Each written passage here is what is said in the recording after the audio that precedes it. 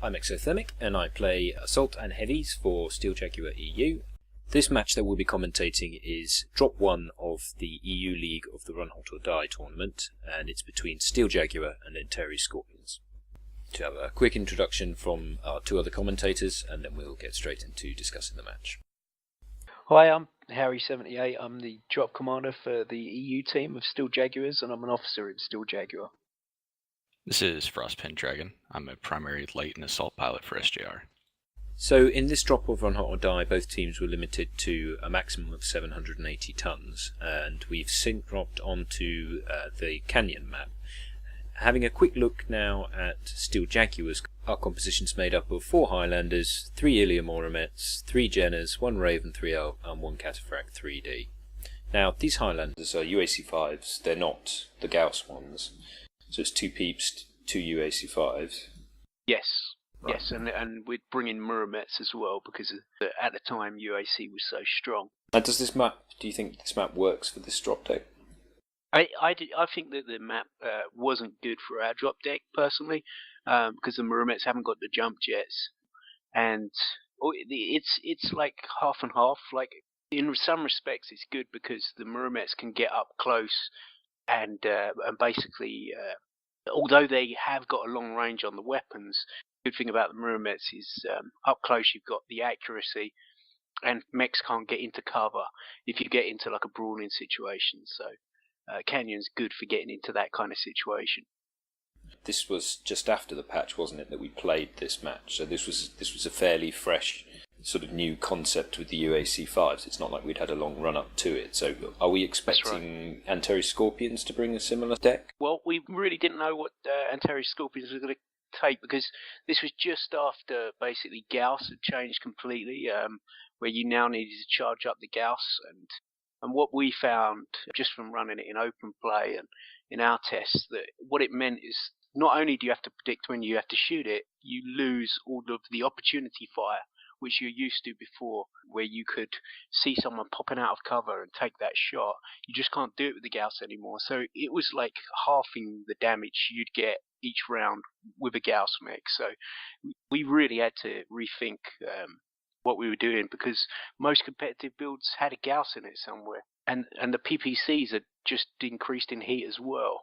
So the whole game had changed, and we weren't sure that this was the way to go, but our tests had shown that it was really strong at bringing down heavy mechs.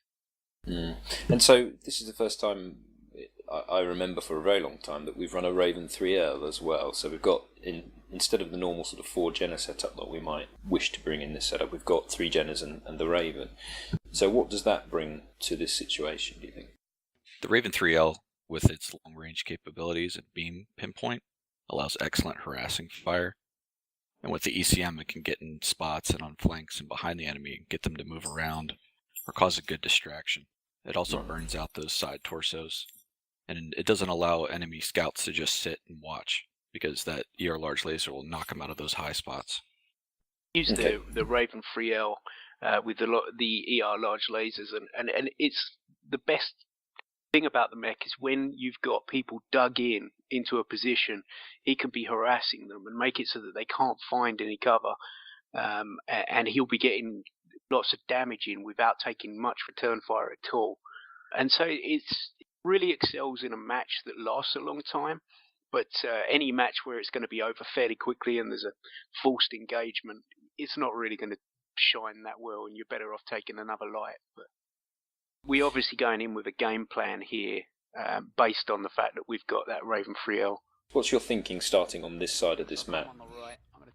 Immediately I'm thinking to myself that the Muromets are going to have to travel down one of these lanes without getting on top. I don't think it's ideal for Muromets to be on top. They haven't got jump jets. So I am wanting the range to get on top to take any opportunity shots, because we don't know what they've got yet. They might have a very heavy brawling deck, so we want to get sight on them, get some range damage on them before they get to us. But we want to keep our Muromets close to us so that we can drop down. We've got that support if we need it. So here we end up taking a heavy bias on the right hand side, and we're using our scouts just to try and find out where they're at. With this heavy bias that you mentioned, is that what you'd originally intended? As people Well, move I forward? had moved the Muramets that way. We usually spread out a bit here, but it just because not many people went one side, we ended up pulling them all over to one side. But till we know where they're at, it's not really a worry. You notice that our lights have good dispersion. They're about 1 grid square to half a grid square apart. They got a good screen line in front. They have a good net up front so they can see anything that's going to come up. And right now they're telling us where the enemy's being spotted, and we got the Highlanders starting to move. Main force in B3. Okay, let's have some pushing over to the left-hand side. Cataphracts, Highlanders. Do you want a UAV or shall I save it? I save it. Roger. Delta 5. Lights to D4. Range switch over. Leo, start moving around to D2. Their Cataphract has 2 KPCs, AC-10 and AC-2.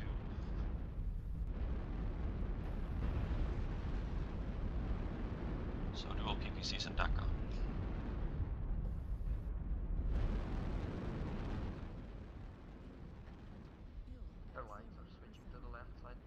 And so we've crossed based on the information that the scouts have given us anyway, and we've now crossed over from the right hand side to the left hand side. And what's our intention at this point? Well, we need to again. It's similar at the start, but we now know where they're at, so we can reposition.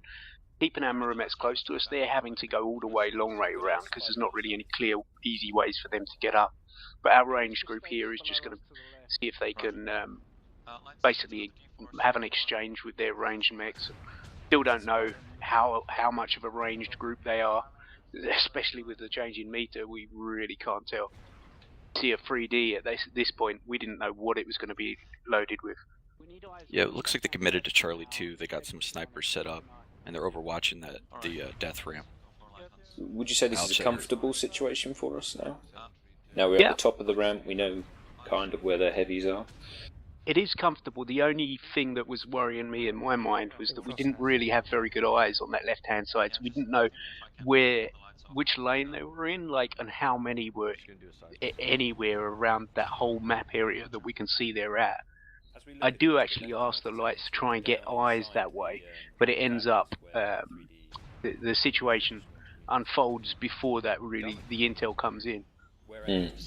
Right now on the far left side you see one Jenner staying behind cover because he knows where the cataphracts are, but he's checking that canyon wall with his seismic to see if there's any movement and activity. We're not entirely sure what their intention in going to that area was, but now that they're there, do you think that they're in a good position? Do you think that they're happy to be down there, or are we able to predict what their next move will be? As it turns out, they were running quite a few brawler type mechs that want to get in close. So this was quite a good position for them. We'd moved into a nice position based on what they'd took, because they were actually sneaking up on us here, which you start to see now. So the Atlases are coming into their absolute prime range here, but so we attempt to move back to our Muramets because we realise that we haven't got the support of our whole team, and we're being pushed on here. And you'll notice that we aren't able to get all our guns on them, and so we're trying to disperse so that they can't get all their guns on them. And what that ends up doing is it splits their forces a bit, because the Scents end up sort of throwing themselves in, getting into their range, but they haven't got the full support of their team yet. Antares Scorpions also employs a classic tactic of blitzing their lights to the cap to try and draw our lights back to the cap to defend it, blinding our team from scout reports in anticipation of that brawling push.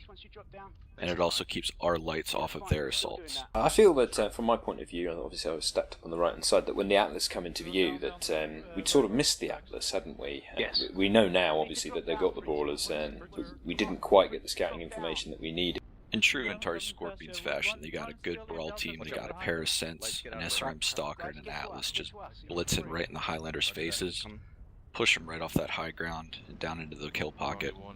Their Highlanders are up top just shooting down on them, and credit to EXO for being able to dish out 630 damage before going down. And kill a teammate while I was at it. So now, basically, Antares Scorpions are in a position where they're pressuring the base. We've got to defend our base, but neither side really has an advantage here. We just need to be careful on this corner, on the exchange, and really, this is where the UACs really shine, because anything heavy turns its head around a corner and it's having its cockpit shaken, and you just can't return fire accurately. It was an excellent call making SJR regroup in that corner so that they're able to overwatch the base, but now that you only have 2 ways in, and without many jump jet mechs, Antares Scorpions can't take advantage and get up top very well. They got a Centurion and SRM Stalker that peek around that side, and they're just able to get fully DAC'd. They got a large laser Stalker in the back there in E3, but a light mech did a good job of harassing him and keeping him spinning so he couldn't pour out back torsos. Well done. Nice work, guys.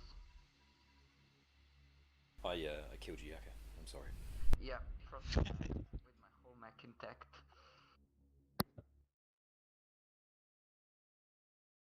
Looking at the score screen now, and now we can obviously see their full composition, do you think that our build, which obviously looks quite well ordered, do you think that's more of a build order win in terms of taking that drop deck, or do you think it was a positional win? Or If you look at their drop deck, it's a pretty heavy drop deck for this 780s, a lot of tonnage.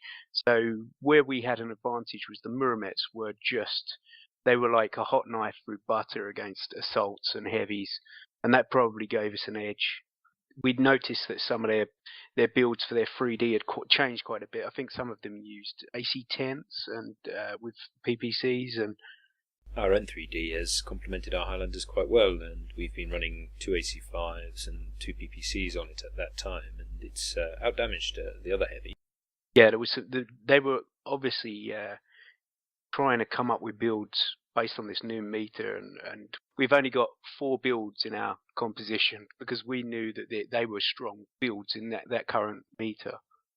And looking at it from our point of view, I mean, obviously we've won, but we've been pushed. And is there anything that we think didn't go our way? I mean, I can say from my own point of view that when they pushed up the ramp, I've traded well. I've done 630 damage somehow in a very short period of time. So I have died though, which always leaves a sort of a sour taste, even with the win. So do you think we played it as well as we could have done?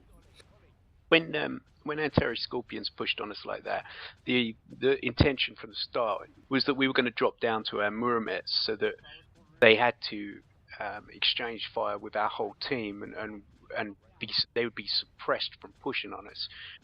But what happened was that I think they took us quite a lot by surprise.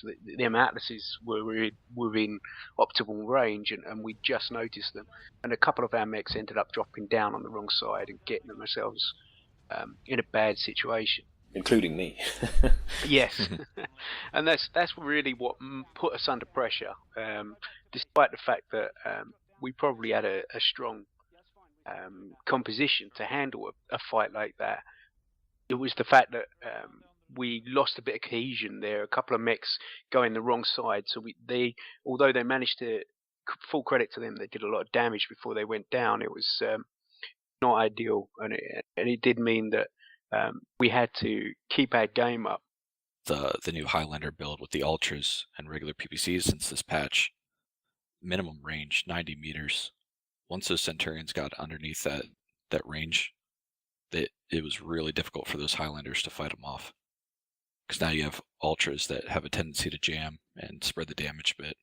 Yeah, I suppose that's why the tactic would have been to, or at least was meant to be, to drop back onto the Ilias to give us that depth, but didn't turn out that way. But fortunately, the exchange worked out for us in the end, especially on the corner. We managed to, where I think our Muramets really shined. You had a light advantage as well, didn't you? So they've got 2 gens in the Spider. Yeah, they had 2 Gen RDs, the 1 Spider. The light battle on the cap wasn't anything that SJR couldn't handle. Once they fought off the enemy lights, they were caught out there in the open, and our heavies had retreated to one side, so we were caught out in the open, and we took a bunch of fire from their assaults at range without any cover. We had the Raven 3L, but he was playing the harasser role, so he's not really light support. The 2 Gen Ds are probably mildly better in a light fight than a Gen F, light on light. But the Spider, what it's famed for is just its survivability. It lasts so long. So what it tends to be that it's not very high DPS. It hasn't got as much weapons as the other lights, but it will be the last to go down because anyone will shoot anything but the Spider first. So SJR are taking the 3 Jaguar Fs because they're particularly good at supporting taking down heavy mechs as well as being pretty good against the light. So when it comes down to the light fight on the base, the Jaguar Fs are going to try and take out the Jaguar Ds first and leave the Spider to last. But in that fight, the Jaguar Fs have probably got an advantage because they've got more damage coming out to take down the Jaguars, whereas the other side have got the handicap in terms of DPS as the Spider, even though the streaks are pretty good. That wraps up this particular commentary for this drop, and we'll move on to the next drop in the series,